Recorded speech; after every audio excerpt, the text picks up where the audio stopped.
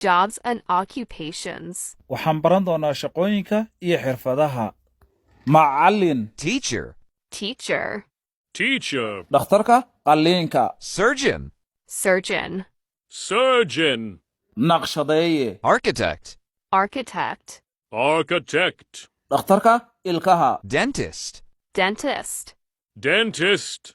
Dabdamiye, fireman, Fireman.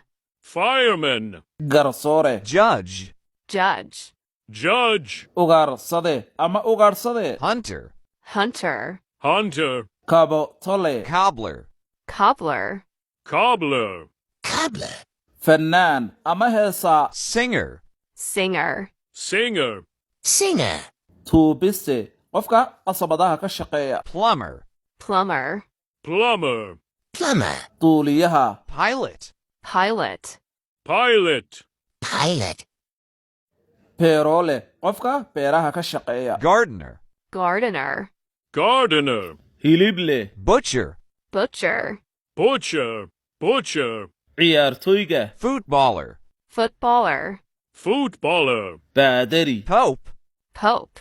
Pope. timajaraha ama ra'iislaha. barber, Barber. Barber.